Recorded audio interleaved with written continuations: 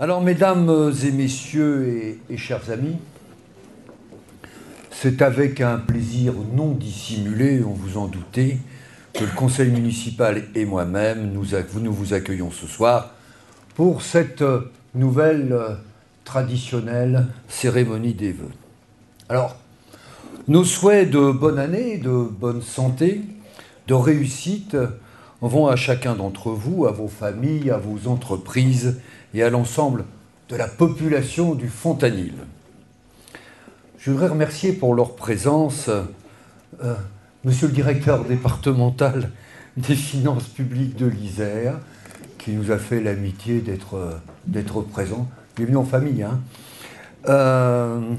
Monsieur Alain Bonnel. Bon, je ne vais pas dire pourquoi vous êtes là, hein. Ils verront bien ça plus tard, hein.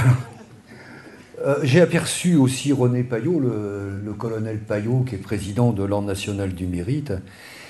Et puis, quelqu'un là qui est venu, qui m'a fait aussi très plaisir, c'est le général d'armée Guy Parère, qui est parmi nous ce soir, qui m'a fait l'honneur, le 24 juin, de me remettre la Légion d'honneur. Merci à toi, Guy, d'être venu aussi ce soir.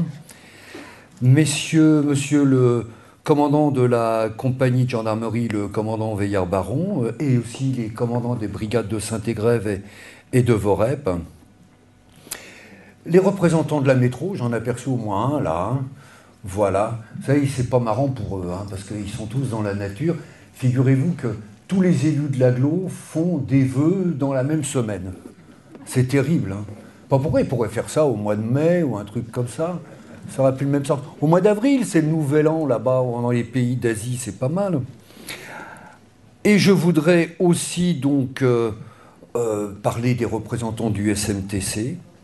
Puis là, j'ai un bon vieux copain là, qui maintenant qu'il n'est plus président de la Chambre de commerce depuis peu de temps, eh bien, qui me fait la joie et le plaisir de venir, maintenant qu'il n'a plus cette Chambre de commerce à assurer. Merci Gilles d'être présent. Puis bien sûr, mesdames et messieurs, les chefs d'entreprise. Alors, le Fontanil s'est taillé une réputation non usurpée, au dire de tous, de qualité de vie. Et pour ma part, je préférerais parler de plaisir de vivre au Fontanil. Ah, il y a un monsieur là que j'ai vu, là, que j'avais pas vu depuis très longtemps, d'ailleurs aux cérémonies de vœux, puisque je l'ai dans le collimateur. Voilà, je le vois. Il se demande un peu, parce que c'est toi que je regarde, Jean. Maître Jean Balestas, bien entendu. Parce qu'il faisait la coquette jusqu'à maintenant. S'il n'avait pas reçu son petit carton d'invitation, eh ben, il ne venait pas. Ouais, il nous faisait un petit caprice. Jean, merci d'être parmi nous. Et félicitations à Jean-Yves, qui t'a succédé au bâtonnier. Alors, tout ce que nous avons réalisé durant ces 29 années, on fait passer notre village de l'ombre à la lumière. Du village rural sans âme, ni identité, à une commune qui aujourd'hui tient sa place malgré sa taille petite dans la communauté d'Agglo. Depuis toutes ces années, animé par cette trilogie qui est importante pour moi, passion, idée, objectif, le Fontanil est devenu le symbole de la campagne à la ville, reconnu et récompensé par le premier prix. Le premier prix, c'est le seul qui a été délivré. C'est le prix de l'originalité qui a été accordé par le conseil régional à la commune du Fontanil, car nous avons su conjuguer fleurissement et culture dans la rue. Alors, c'est toujours le même optimisme, hein. Alors, le même optimisme, rassurez-vous, qui guide les projets de la commune. N'est-ce pas? Oui, oui. Il était à ma droite, hein. C'est normal. C'est normal. Un premier adjoint se tient toujours à la droite de son maire. Alors, on peut parler dans cet optimisme que le futur est un défi du présent, que l'année 2011 a été une année extrêmement riche en décisions. Alors, si vous me permettez de philosopher un instant, il n'est pas d'avenir possible sans une dose d'utopie, et d'utopie qu'on peut appeler aussi clairvoyance. Car lorsque l'on rêve seul, ce n'est qu'un rêve. alors que lorsque l'on rêve à plusieurs, c'est déjà une réalité. Albert Camus disait, et vous savez que j'aime les citations, « La vraie générosité envers l'avenir consiste à tout donner au présent. Alors pour donner, on donne. » Alors nous avons engagé concrètement, concrétisé, finalisé et lancé plusieurs opérations. Enquête publique, signature de contrat d'axe, lancement de la réalisation de la ligne E du tramway par le SMTC. Le Fontanil est vraiment à la porte directement de Grenoble, pour ne pas dire dans Grenoble maintenant. Il y a eu la signature du plan local de l'habitat avec la métro. Alors, avec la métro, nous sommes très heureux d'avoir abouti à ce plan local de l'habitat. Au début, j'étais très inquiet car il était prévu, lorsqu'une commune avait un transport en commun lourd, d'avoir 80 logements à l'hectare. Ce n'était pas possible pour une commune comme la nôtre, bien évidemment. J'ai donc proposé un amendement qui était celui pour les communes de moins de 3500 habitants. Il fallait regarder les choses peut-être un petit peu différemment, et cet amendement a été adopté à l'unanimité à la métro. Et nous sommes tout à fait conformes avec le SCOT qui va être bientôt voté. Donc, il y a aussi eu l'approfondissement des études du Grand Claudie. Et alors, là, on a une petite épine dans le pied, hein, parce que vous savez qu'avec le Grenelle 2, on nous a collé des nouvelles réglementations. Nous serions peut-être en zone humide. Voilà. Zone humide, bon, ben, ça veut dire qu'il faut protéger les petits papillons, etc. Et peut-être que le projet du Grand Claudie passerait à la trappe. Alors, je ne le pense pas quand même, parce que, vous voyez, on nous pond des textes qui nous imposent d'urbaniser. Puis d'un autre côté, on vous en pond d'autres qui vous empêchent d'urbaniser. Nous, les maires, on ne sait plus où on en est. Hein. On ne sait plus quoi faire. Alors en 2011, nous avons fait aussi l'inauguration de l'Atrium, fruit de la réhabilitation du patrimoine communal. C'était que des ruines. On s'est posé la question d'ailleurs, est-ce qu'on doit faire des logements? Mais non, très vite, ça a été non. C'était pour nous de créer un espace de vie et d'accueil pour pouvoir y faire des spectacles, des expositions. En fait, apporter du divertissement aux Fontanillois et au-delà. Maintenir et développer une atmosphère conviviale dans une ambiance cabaret.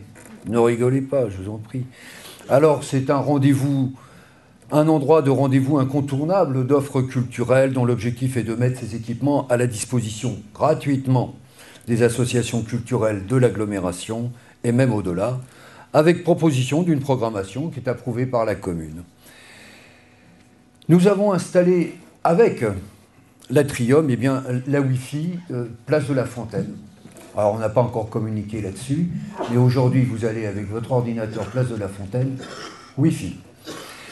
Nous avons acquis la propriété via le Jolibois au centre du village. Nous travaillons sur le développement du commerce local, bien entendu. Nous avons fait l'acquisition avec le PFL de la maison Therma sur le petit pont, en face de la Lutinière. Tout ceci pour valoriser et dynamiser le centre du Fontanil, et on en parlera tout à l'heure.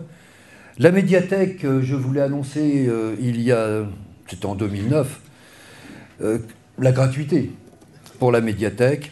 Eh bien, depuis, bien évidemment, il y a eu une très forte progression du nombre d'adhérents. Donc, on a créé un poste pour développer cette médiathèque, pour faire de l'animation, accentuer le travail avec les scolaires, plus des programmes de spectacles et de conférences dans cette salle de conférence de la médiathèque. C'est d'offrir aussi plus d'amplitude d'horaire. Alors, nous avons aussi beaucoup d'études en cours en termes d'urbanisme. Il s'agit pour nous de continuer des mises en place des containers enterrés aussi avec le concours de la métro. La métro qui, bien entendu, de par ses obligations, fait le nettoyage des containers. Somewhere over the rainbow. Je croyais que j'avais coupé le son. Elle est bien bonne, celle-là. Allez, 2 cartons jaunes. Donc, nos containers et monsieur le directeur en charge de tout cela, eh bien, est en train de me dire oui, oui, oui, oui, nos containers enterrés seront maintenant entretenus et nettoyés par la métro. Alors, c'est aussi la réflexion complète. C'est pas utile, ça. Hein. Pas utile. Nous avons fait la réflexion complète de la rue du Cornillon, réseau, voirie, filet, avec ensuite la sécurisation du rocher du Cornillon en collaboration avec la métro qui est propriétaire du rocher. Nous avons vu aussi en 2011 l'arrivée de Paul Sedlak qui prend la relève de Jean-Pierre Magnin au service technique, qui prend sa retraite. Nous avons vu aussi l'arrivée d'une nouvelle directrice, mademoiselle Marie-Pierre Tegny, que j'ai aperçue il y a quelques instants, à la crèche, bien entendu. Elle n'habite pas, non, elle ne crèche pas à la crèche. D'accord, c'est ça que tu voulais dire. Hein. Eh bien voilà, puis on a continué notre embellissement et tout ça nous amène à 2012, où nous allons réaliser un chemin piétonnier pour les habitants de Chancelière, qui va relier le RD 1075 à la rue du Rafour pour aller prendre le chemin piétonnier Bussière pour aller à l'école. Nous travaillons sur les projets de commerce et notamment sur la maison Vial-Jolibois que l'on est en train de préparer, dont on prépare la transformation avec un éminent cabinet d'architectes, avec toute la famille Giacometti. Voilà. Non, c'est les Corses, excusez-moi. Nous allons réaliser à la place de la maison Therma, sur le petit pont, cette maison qui avait tendance à s'ouvrir un peu sur pilotis sur le rocher, sur le ruisseau, eh bien nous allons faire une halle avec un four à pain. Voilà. Comme ça, en termes d'animation, et puis pour le marché le dimanche, allez voir, je ne sais pas, il y a plein de choses à penser. On va faire la réalisation de l'extension de la cantine, et là je voudrais saluer le travail des femmes de service, qui ont un sacré boulot avec les enfants à la cantine. Car le problème, c'est que s'ils pouvaient monter sur les tables, ça irait aussi très très bien et ils ont du mal à se faire respecter. Bon, eh bien écoutez, cette extension aussi, c'est qu'il faut préparer l'avenir pour cette cantine et puis il y a de plus en plus d'enfants qui mangent à la cantine. Il y a 20 ans, on ne mettait pas les enfants de la maternelle à la cantine. Maintenant, il faut 2 salaires. Et pour payer la maison, l'appartement, donc de plus en plus d'enfants sont des rationnaires à la cantine. Nous allons faire des travaux de réseau dans le cadre de la ligne de tramway, des travaux de voirie rue des 4 Cétérés et de l'Orangerie. On continue notre programme de containers enterrés, n'est-ce pas Claude? On va continuer l'aménagement original et de valorisation de notre commune, au-delà de la halle, sur le mur de la salle playback. Vous vous souvenez ce que c'est la salle playback? Non, vous ne savez pas. Il y a assez de l'appeler la salle de la résidence mutualiste. Donc, sur proposition d'un Fontanillois, M. Perrin, ici présent, qui nous a suggéré un nom, qui est donc celui Playback. Playback, puisque Bach, pas Jean-Sébastien, mais Charles Pasquier, dit Bach, chanteur de la Madelon, la caissière du Grand Café et la Mibidas, mort et né et enterré au Fontanil.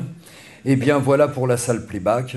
Nous allons raser les peupliers, ne soyez pas tristes, nous sommes obligés de raser les peupliers au complexe sportif, au stade municipal, d'accord, au parc municipal. Pourquoi? Parce que les racines gagnent sur le terrain et nos sportifs, eh bien, se plaignent. Alors après, bon, on peut chercher le maire en responsabilité, on va éviter, et on va leur rendre ce terrain confortable. Nous allons avoir aussi un nouveau site internet, parce que le nôtre était bien innovateur à l'époque, mais maintenant il est complètement has-been.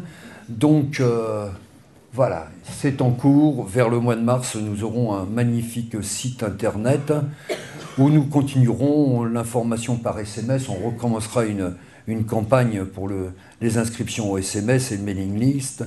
On va pouvoir faire de l'inscription et du paiement en ligne d'une façon très officielle, n'est-ce pas, puisque nous avons signé tous les deux, la première commune de l'Isère a signé cet accord avec les services de l'État pour faire ce paiement en ligne.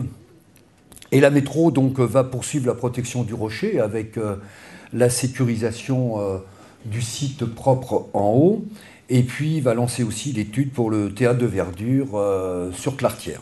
Voilà. Alors, et en même temps, j'en profite maintenant aujourd'hui solennellement pour vous annoncer qu'en octobre, nous allons